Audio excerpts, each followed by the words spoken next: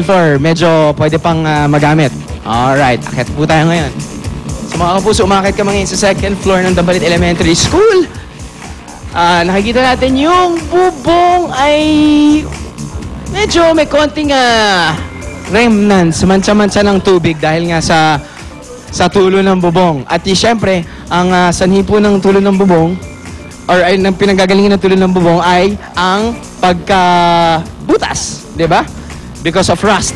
That's right. Now, nakikita natin ngayon, yan, if we see clearly, sige, atras tayo ngayon, Mr. Cameraman. Papakita natin yung bubong na medyo nakalaylay na. Yung ceiling, nakalaylay na. Yan, papakita natin yan sa mga puso natin. Ayan po, ma'am. Yes, iyan. Kapag na-repair na natin yung bubong, of course, re-repairin din natin yung ceiling sa tulong ng mga volunteers lahat dito para maging ready tayo nga sa pasukan na ito. Engineer Ruth? Sir, Engineer Ray, salamat po. At mamaya sa pag-uusapan po namin, yung paghahanda ng, actually hindi lang yung barangay Dambalit yung mismong Malabon sa darating na bagyo na Chedeng. Well, ang pagbaha dito ay parang way of life na rin ng mga tiga Malabon. Pero tayo, gusto natin malaman nga kung paano sila hinahandaan at paano sila bibigyan ng solusyon doon sa problema ng pagbaha. Okay? So back to studio muna tayo, guys. Good morning.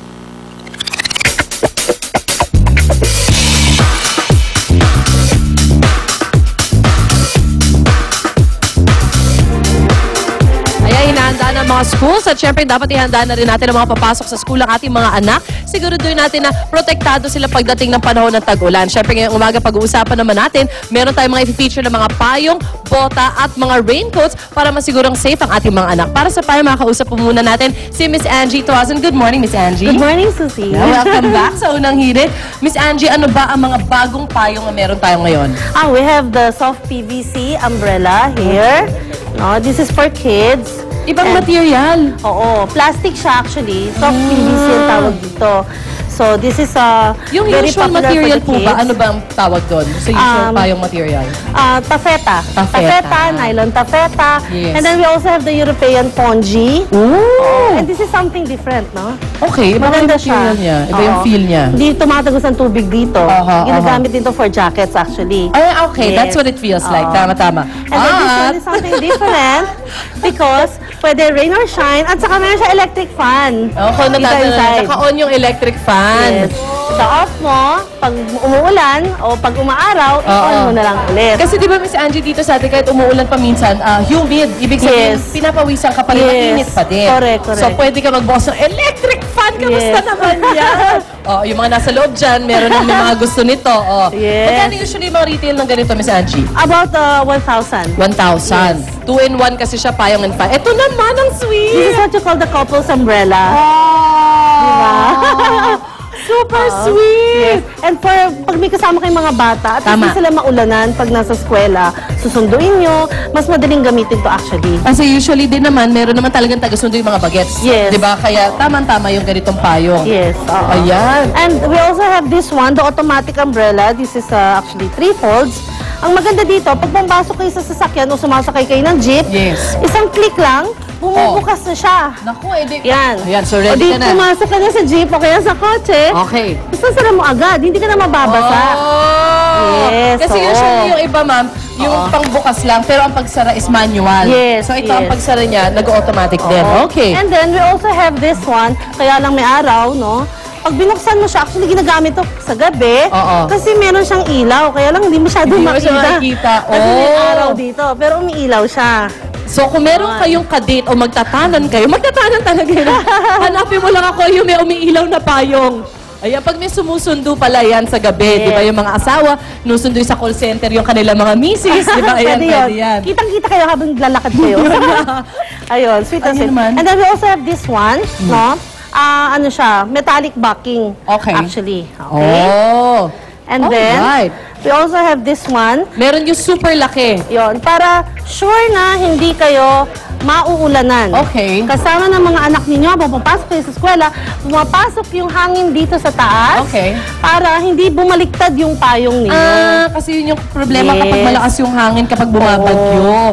So because meron siyang construction na gano'n na may hangin na naglulusutan. Pumapasok dito yung hangin, lumalabas doon sa kabila para hindi bumaliktad yung payong. Nice! Nice! At kasya yun sa 3 anak ko.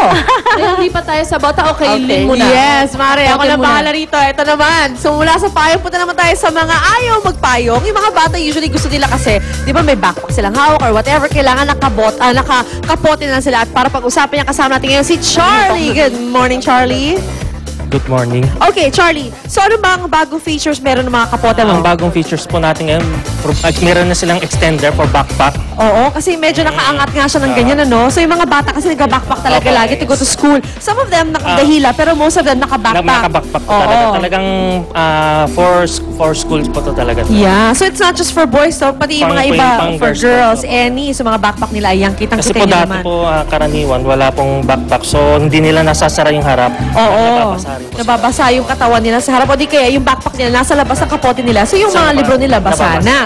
Apart from that, what else do you have na bago? Your designs, Yung mga right? Designs po, kung ano mga latest na characters ngayon, like Cars, Hello Kitty, Oo.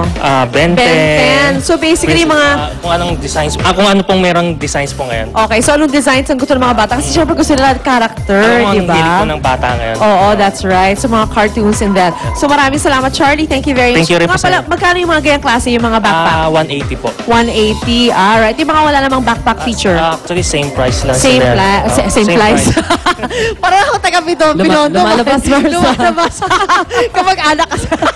Wait, thank you, Charlie. Thank you very much. At syempre, kung meron silang mga kapote at payong, maganda rin may mga bota na sila. I-all out na natin yan, di ba? Siyempre, itong mga bota na to, maganda kapag umuulan, kahit bumabaha, Mars, kasi That's akit siya right. dito, di ba? Ang tubig ba? At ang maganda pa sa mga bota na to, aside from, meron yung iba na may feature na pwede mo siyang Close. There you ganun sa ibaba go. para hindi talaga papasok yung tubig. Yung loob nito, cotton. Oo.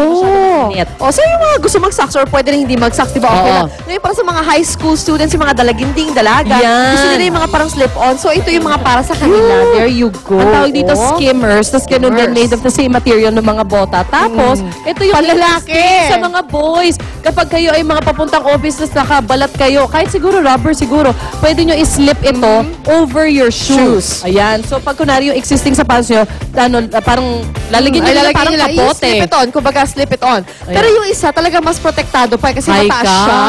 Ayan. There so, you may mga go. options. Pati yung mga daddies na naghatid sa school. Daddy, sa mga brother, si kuya, pwede.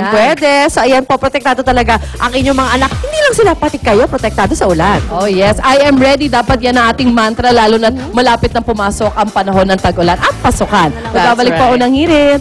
Unang hirit, ang saya-saya. Sa unang hirit, unang hirit, unang hirit. Mangulat ka. Unang hirit, unang ka. Balitang dapat na malaman. Impormasyong may pakinabang. Mga dapat unawain sa ating. Ang mas maganang pagsalubong sa inyong umaga ay hatid ng unang hirit at Select Toyo. Dahil meron kang kinabukasang pinag-iipunan, kailangan maging matatag. Mag-Crucible.